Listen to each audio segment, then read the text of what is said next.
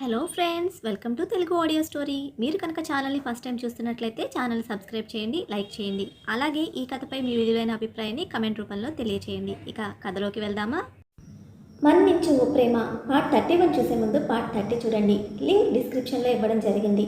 నైనా ఇంద్ర వైపు చూసి నీ బ్యాడ్ వర్డ్స్ తెలియని గుడ్ పీపుల్ అని అమాయకంగా అంది. అంటే అని అడిగిన ఇంద్ర క్వశ్చన్కి మేమే సుపుత్ర అని వచ్చిన వాయిస్కి వెనక్కి తిరిగిన ఇంద్ర ఒక్కసారి బిగుసుకుపోయి అమ్మా నాన్న అని అన్నాడు. నాయన ఇంద్ర ఎక్స్ప్రెషన్కి నోటికి చేయి అడ్డం పెట్టుకొని నవ్వుతూ ఉంటే ఇంద్ర నయనని సీరియస్గా చూసి మా డాడ్ మీరెప్పుడు వచ్చారు అని అడిగాడు. నువ్వు హీరోయిన్ నిషి గురించి మాట్లాడుతున్నప్పుడే వచ్చాను నాన్న అంది ఇంద్ర వాళ్ళమ్మ జనని. ఇంద్ర చిన్నగా నవ్వుతూ అదేం లేదు మా నార్మల్గానే అని వెంటనే నయన వైపు చూసి వాళ్ళ పేరెంట్స్ వైపు చూశాడు. వాళ్ళ పేరెంట్స్ కళ్ళతోనే ఏమీ కాదు తర్వాత మాట్లాడుకుందాం అని సైగ చేయడంతో ఇంద్రకి ఇంకా వాళ్ళ పేరెంట్స్ నయన దగ్గర ఏమీ ఓపెన్ అవ్వలేదని అర్థమై థ్యాంక్స్ అన్నట్టు చిన్న స్మైల్ ఇచ్చి లంచ్కి బయటకు వెళ్దాం పదండి అని నలుగురు కలిసి బయటకు వెళ్ళారు.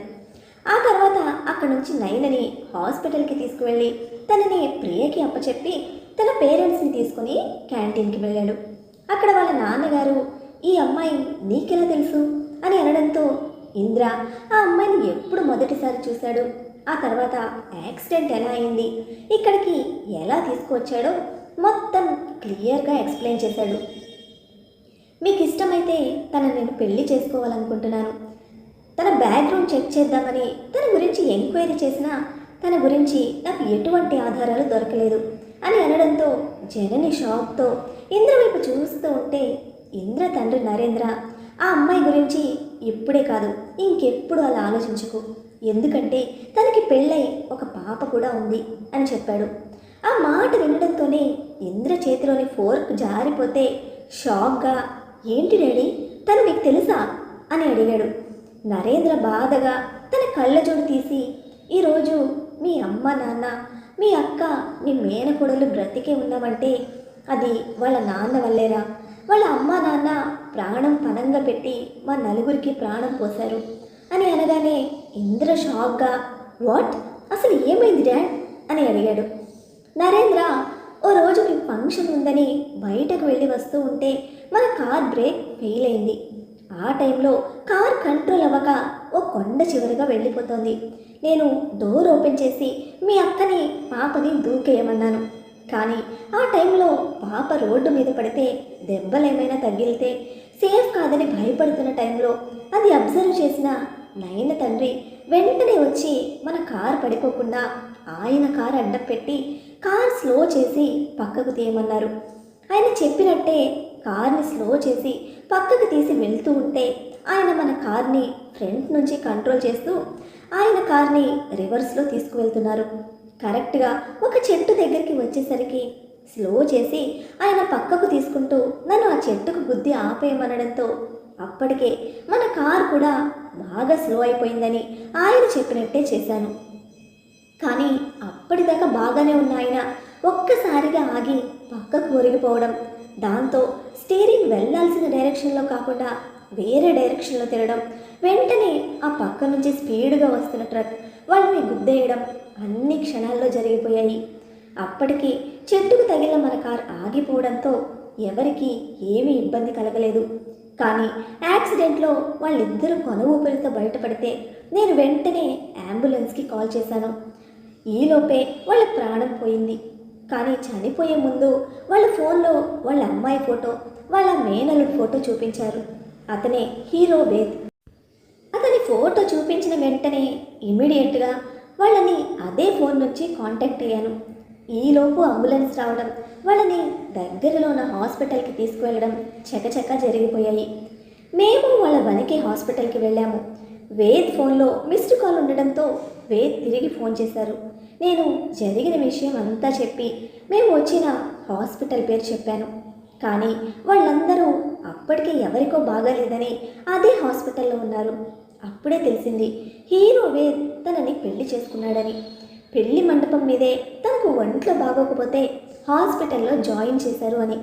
ఒకవేళ స్పృహ వచ్చినా ఎట్టి పరిస్థితిలో తనకి ఈ విషయం చెప్పొద్దని, ఒకవేళ చెబితే తను బ్రతకదని అన్నారు. అలా తన తల్లిదండ్రుల చావు కూడా తన దగ్గర ఒక రహస్యంగా మిగిలిపోయింది. పోనీలే, నువ్వు ఇవాళ వాళ్ళ బిడ్డకు ప్రాణం పోసి వాళ్ళు మనకి చేసిన సహాయానికి కొంతైనా రుణం తీర్చుకున్నావు అంటూ బాధపడ్డారు ఇంద్ర ఫాదర్. తనకి ఏమైందో బయటకు చెప్పకుండా వెతికిస్తూనే ఉండి ఉంటారు. తను మన దగ్గర ఉన్న సంగతి వాళ్ళకి మనం ఇన్ఫార్మ్ చేద్దాం అని అంటే, ఇంద్ర, వేద్ వాళ్ళ తమ్ముడు రిషి నా జూనియర్, నేను చెప్తాను నాన్న అని అన్నాడు. దానికి నరేంద్ర, సరే అయితే అప్పటి వరకు తన దగ్గర ఏ విషయాలు మాట్లాడద్దు సరేనా అని అంటే, ఇంద్ర తల ఊపి బాధగా కళ్ళలో చేరుతున్న తడితో, ఇంతకీ తన పేరేంటి నాన్న అని అడగడంతో నయనా అని చెప్పారు. ఇంతలో ఇంద్ర నోట్లో నుంచి బాధగా నయన అన్న పిలుపు రావడం, నయన ప్రియ కలిసి బయటకు వస్తూ కనిపించడంతో ముగ్గురు నార్మల్ అయిపోయారు. తెల్లవారుజామునే రిషి ఫోన్ ఆగకుండా రింగ్ అవుతోంది. మగతగా కళ్ళు తెరిచిన రిషి ఫోన్ లిఫ్ట్ చేసి హలో అని అన్నాడు. అటుపక్క నుంచి Indra, hi, is this Rishi speaking అని అడిగాడు. రిషి ఎస్ అని అనడంతో Indra, hi Rishi, I'm your college senior Indra అని అనగానే రిషి, హే ఇంద్రసేనారెడ్డి, గుడ్ మార్నింగ్ అని స్మైల్ ఫేస్తో చెప్పి, ఎప్పుడు వాళ్ళ మధ్య ఉండేది ఫస్ట్ టైం ఇంద్ర ముందే అనడంతో నాలిక ఖర్చుకున్నాడు. ఇంద్ర చిన్నగా నవ్వుకుంటూ, గుడ్ మార్నింగ్, నీతో మాట్లాడాలని కాల్ చేశాను, ఫ్రీగా ఉన్నావా అని అడిగాడు.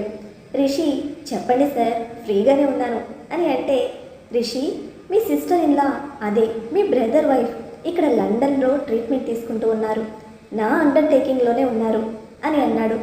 ఆ మాటతో రిషి నార్మల్గానే రియాక్ట్ అవుతూ, నయన లండన్లో ఉందా అని అన్నాడు. రిషి నుంచి అలాంటి రియాక్షన్ ఎక్స్పెక్ట్ చేయని Indra, Rishi are you okay, మీకేమైనా క్లాషెస్ ఉన్నాయా అని అడిగాడు. రిషికి తన ఫ్యామిలీ ప్రాబ్లమ్స్ బయటకు చెప్పడం ఇష్టం లేక, రిషి, నాట్ దట్, వాళ్ళిద్దరూ అదే మా అన్నయ్య వదిన ఇష్టం లేని రిలేషన్లో ఉన్నారు. ఇప్పుడు తను ఫ్రీ బర్డ్, తను ఎక్కడున్నా హ్యాపీగానే ఉంటుందని ఎక్స్పెక్ట్ చేశాను అంతే అని అన్నాడు. Indra, sorry to say this Rishi, తను కంప్లీట్గా మెమరీ లాస్ అయింది. ఇండియాలో యాక్సిడెంట్ జరిగి హాస్పిటల్లో అడ్మిట్ అయింది. తనకున్న ప్రాబ్లం వల్ల నర్వస్ సిస్టమ్ డ్యామేజ్ అయి ఉంటే మేజర్ సర్జరీ చేశాము. ఇంకొక సర్జరీ కోసం లండన్ తీసుకొచ్చాము. అండ్ ఇక్కడికి వచ్చిన తర్వాత తన పాస్ని తను కంప్లీట్గా మర్చిపోయింది. సో తను ఎవరో నాకు తెలియకపోవడంతో ఇక్కడే ఉండిపోయింది. ఇక మీ పేరెంట్స్కి బ్రదర్కి ఇన్ఫామ్ చేస్తే నేను తనని ఇండియా తీసుకుని వస్తాను అని అన్నాడు. నైనా పాస్ట్ మర్చిపోయింది అనేసరికి రిషికి షాక్ అయ్యి కంగారుగా, ఇప్పుడు ఎలా ఉంది తనకి అని అడగడంతో ఇంద్ర నవ్వుతూ తను నయనని తెలుగు నేర్చుకోమనడం, తను తెలుగు డైలాగ్స్ అన్నీ చెప్పి తెలుగు నేర్చుకోనని హీరోయిన్ అవుతానని అల్లరి చేయడం, అదంతా వీడియో తీసిన ఇంద్ర ఆ వీడియోని రిషికి ఫార్వర్డ్ చేశాడు. రిషి అదంతా చూసి నవ్వుకుంటూ చాలా రోజుల తర్వాత సంతోషంగా ఉన్న నయన మొహం చూసి సంతోషపడుతూనే ఈ విషయం వెంటనే వేద్కి ఫోన్ చేసి చెప్పాలని ట్రై చేస్తే వేద్ ఫోన్ స్విచ్ ఆఫ్ వచ్చింది. వెంటనే వాళ్ళ డాడీ దగ్గరికి వెళ్ళి సంతోషంగా, మన నైన దొరికింది డాడీ, ఇది ఒకసారి చూడండి అని తన మొబైల్లో ఉన్న వీడియో చూపించడంతో ఆయన కళ్ళల్లో కన్నీళ్లు జారాయి. నా బంగారు తల్లి ఎక్కడుందిరా అని అడగడంతో, డాడీ రెడీ అవ్వండి, మనం అన్నయ్య దగ్గరికి వెళ్ళి ఈ విషయం అన్నయ్యకు చెప్పాలి. అన్నయ్య వదిన దూరం అవ్వడంతో ఎంత బాధపడుతున్నాడో, వదిన గురించి ఇప్పుడు అన్నయ్యకు చెప్తే తను చాలా హ్యాపీగా ఫీల్ అవుతాడు అని అన్నాడు. బాలాజీ, నయన అక్కడ చూడు ఎంత సంతోషంగా ఉందో, మళ్ళీ ఇక్కడికి తిరిగి వస్తే తన ముఖంలో ఆ సంతోషం ఉంటుందా, అయినా ఈ అబ్బాయి ఎవరు అని అనడంతో రిషి తనకు ఇంద్ర ఫోన్ చేసి చెప్పిన విషయం మొత్తం చెప్పాడు. నైనా గతం మర్చిపోయింది అనేసరికి ఆయన కూడా చాలా బాధపడ్డాడు. కానీ వెంటనే ఆయనకు ఒక ఐడియా వచ్చింది. ఆ ఐడియా వచ్చిన వెంటనే బాలాజీ చకచక 2 లండన్ ఫ్లైట్ టికెట్స్ బుక్ చేసి రిషిని చూసి ఒక స్మైల్ ఇచ్చి రెడీ అయ్యిరా పో అని చెప్పి ఇద్దరు కలిసి ఇద్దరి భార్యలను ఇంట్లో వదిలేసి వాళ్ళకి ఏమీ చెప్పకుండానే లండన్ ఫ్లైట్ ఎక్కారు. ప్రియంవద హెల్ప్తో లండన్లోనే యాక్టింగ్ స్కూల్లో జాయిన్ అయిన నైనా ఫైటింగ్ సీన్స్ ప్రాక్టీస్ చేస్తోంది. కరెక్ట్గా అప్పుడే ఇన్స్పిరేషన్ కోసం తెలుగులో young and romantic action hero Ved fight scenes పెట్టారు. అది చూసిన నైనకి ఎందుకు కోపం వచ్చిందో అర్థం కాక ఎదురుగా ఉన్నవాడి మీద అప్పటిదాకా కరెక్ట్ ప్రయోగం చేసింది కాస్త వాడి ముక్కుకి పంచి ఇవ్వడం మొదలు పెట్టేసరికి ఎదురుగా ఉన్నవాడు సాక్షి ప్లీజ్ స్టాప్ ఇట్ అని అంటే this is good, I don't want to stop it అని వాడి ముక్కు పచ్చడి చేసి వదలగానే మన నైన మేడంని ఆ స్కూల్ నుంచి బయటకు పంపేశారు అనడం కన్నా మేడ పట్టుకొని గెంటేశారు అనడం కరెక్ట్. ఎందుకంటే మన నైనా పగల కొట్టింది పాపం ఎవరి ముక్కో కాదు, ట్రైనింగ్ స్కూల్ ప్రిన్సిపల్ ముక్కే. ఆ గెంటేయడమే వెళ్ళి ఎదురుగా వస్తున్న ప్రియంవద మీద పడడంతో ప్రియా క్యూటీని గట్టిగా పట్టుకొని ఏమైంది క్యూటీ అని అడగడంతో క్యూటీ ఏడుపు ముఖం వేసి సగం తెలుగు సగం హిందీ సగం ఇంగ్లీష్ కలిపి ఆ భాషని కిచడీ చేసి యాక్షన్ స్కూల్ ప్రిన్సిపల్ మీద అడ్డమైన కంప్లైంట్లు ఇవ్వడం మొదలుపెట్టింది. అదంతా విన్న ప్రియకి కూడా ఫేస్ కోపంతో రెడ్ కలర్లో అయిపోతూ ఉంటే పద నేను వచ్చి మాట్లాడతాను అని క్యూటీ చేయి పట్టుకుంది. క్యూటీ క్యూట్గా ఫేస్ పెట్టుకొని no Priya, you don't go for what, you are so cute and sensitive, Indra you go and fight అని ఇంద్రకి ఒక ఆర్డర్ పడేసింది. క్యూటీ భాష అర్థం కాని ప్రియంవద వింతగా క్యూటీ ఫేస్ చూస్తూ ఉంటే క్యూటీ వాట్ హ్యాపెన్ ప్రియా అని అడిగింది. ఇంద్ర క్యూటీ నెత్తి మీద ఒక్కటి పీకి ప్రియంవద లేదా ప్రియా అని పిలువు, వాట్ ఈస్ దిస్ ప్రియం అని అడిగాడు. క్యూటీ ఇంద్ర వైపు గుర్రుగా చూస్తే cutie you know Telugu very well right, what is the meaning of Priyamvada అని అడగడంతో ఇంద్ర బుర్ర పోకుంటూ నేను ఎప్పుడు గూగుల్ సెర్చ్ చేయలేదు అంటే ప్రియంవద కూడా ఎప్పుడు తన పేరు గురించి మీనింగ్ తెలుసుకోకపోవడంతో తను కూడా అయోమయంగా క్యూటీ వైపు చూస్తూ ఉంటే క్యూటీ తల కొట్టుకొని యునో ప్రియం means very dearest and very fine, you know what is వద మీన్స్ అని పెద్ద పెద్ద కళ్ళతో తనకు మాత్రమే తెలిసిన గొప్ప విషయం చెప్తున్నట్టు ఫేస్ ఎక్స్ప్రెషన్తో అడిగేసరికి వాళ్ళిద్దరూ ఇంకా ఇంట్రెస్టింగ్గా క్యూటీ వైపు చూస్తూ ఉంటే వద మీన్స్ మర్డరర్, సో నువ్వు మర్డరర్వి కాదు కదా అని అడిగింది. ప్రియంవదలో ఇంత మీనింగ్ ఉందా అని ఇద్దరు షాక్ అయితే క్యూటీ వాళ్ళిద్దరి ఎక్స్ప్రెషన్స్ చూసి అందుకే లాంగ్వేజ్ అనేది ఒకటి కంప్లీట్గా నేర్చుకోవాలి అని స్టైల్గా చెప్పి నాకు యాక్టింగ్ స్కూల్ నచ్చలేదు, ఇంకో దానికి వెళ్తాను అని నేరుగా వెళ్ళి గూగుల్స్ ఇంద్ర చేతిలో నుంచి లాక్కొని వెళ్ళి కారులో కాలు మీద కాలు వేసుకొని కూర్చొని ఇంద్ర వైపు చూసి చిటిక వేసి కార్ స్టార్టర్ చేయమని ఆర్డర్ వేసింది.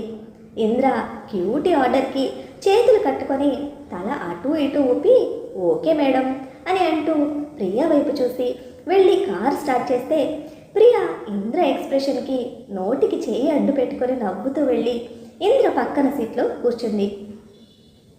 Cutie hey Indra give me your mobile అని ఇంద్ర మొబైల్ తీసుకొని లండన్లో ఉన్న యాక్టింగ్ స్కూల్స్ అన్నీ వెతకడం మొదలుపెట్టింది. వీళ్ళు ఇంద్ర వాళ్ళ ఇంటికి వెళ్ళేసరికి అక్కడ వీళ్ళ కోసం ఎదురు చూస్తూ ఉన్నారు రిషి బాలాజీ గారు. నయన ఫోన్ చూసుకుంటూనే కారు దిగి ఇంట్లోకి వచ్చి ఎదురుగా ఉన్న వాళ్ళ వైపు కేర్లెస్ లుక్ ఒకటి ఇచ్చి సమ్వన్ కేమ్ ఫర్ యూ అని అంటూ ఫోన్ చూసుకుంటూ తన చేతిలో ఉన్న వ్యాలెట్ని తిప్పుతూ పెన్సిల్ హీల్స్ని టకటకలాడిస్తూ పైకి వెళ్ళిపోయింది. కానీ తనని ఇలా చూస్తూ బాలాజీ రిషి నోరు మెదపక రెప్ప కొట్టక అలాగే చూస్తూ ఉంటే ఇంద్ర వచ్చి రిషి రిషి అని కదపడంతో తేరుకున్న రిషి మా నయనేనా అని వేలు పెట్టి ఆశ్చర్యంగా చూపించాడు. నయన మోడర్న్గా ఉంటుంది, కానీ ఇక్కడ నైనా అల్ట్రా మోడర్న్గా స్పెక్ట్స్ లేకుండా స్కిన్ టైట్ జగ్గిన్ షార్ట్స్తో ఏదో జిమ్కి వెళ్ళినచ్చినట్టు తన జుట్టు మొత్తం ముడివేసి పైన పెట్టి చక్రాల్లో ఉన్న కళ్ళతో వాళ్ళ వైపు చూసి వెళ్ళిన చూపు నుంచి వాళ్ళు ఇంకా తేరుకోలేదు. మగతగా కళ్ళు తెరిచిన వేద్కి ఒళ్ళంతా చల్లగా తగలటంతో ఏమైందో అని చూసేసరికి పాప టాయిలెట్ పోసేసింది. అంతే వేద్కి ఒక్కసారిగా వామిటింగ్ సెన్సేషన్ వచ్చి వాష్రూమ్లోకి పరిగెత్తాడు. అక్కడికి వెళ్ళి 2 టైమ్స్ వామిటింగ్ చేసుకున్నాక కళ్ళు తిరుగుతూ ఉంటే ఆ ఫీలింగ్ని సెట్ చేసుకోవడానికి 10 నిమిషాల పాటు షవర్ కింద నిలబడి టవల్ కట్టుకొని అలాగే వచ్చి బెడ్షీట్స్ అన్నీ తీసి వాషింగ్ మెషిన్లో పడేసి పాపని తీసుకెళ్ళి క్లీన్ చేసిన తర్వాత పాపకి బాత్ చేయించి తను కూడా చేస్తూ ఉంటే అతని కళ్ళ ముందు నయన మెదిలింది. పాప ప్రతి పని తనే చేసుకునేది. అట్లీస్ట్ మెయిడ్ హెల్ప్ కూడా తీసుకునేది కాదు. చిన్నప్పటి నుంచి తన కూతురు సిచ్యువేషన్లో ఉన్న నయనని యాక్సెప్ట్ చేయలేని వేద్ అదే పరిస్థితిలో ఇప్పుడున్న తన కూతుర్ని యాక్సెప్ట్ చేయడానికి రెడీగా ఉండడంతోనే ఆ సిచ్యువేషన్ తనకి అర్థమవుతుంది. ఏ తండ్రికైనా తన కూతురు ఒక ప్రిన్సెస్ అని తెలుస్తూ ఉంటే తన మావయ్య నయనని ఎందుకు అంత గారాబం చేశాడో అతనికి నెమ్మదిగా అర్థమవుతోంది. మరి ఇప్పుడు నయన గురించి వేద్ తెలుసుకుంటాడా? వేద్ నయనను యాక్సెప్ట్ చేసినా అసలు ఎవ్వరిని గుర్తుపట్టలేని నయన వేద్ని ఎలా యాక్సెప్ట్ చేస్తుంది? వీరిద్దరూ ఎప్పటికి ఒకటవుతారు? వీరిద్దరూ ఒకటయ్యే ప్రయాణంలోని మధురిమలు ఫీల్ అవ్వాలంటే నెక్స్ట్ ఎపిసోడ్స్ని ఫాలో అయిపోండి. మరి అలానే ఈ ఎపిసోడ్ని లైక్ చేయడం మాత్రం మర్చిపోకండి. Bye friends.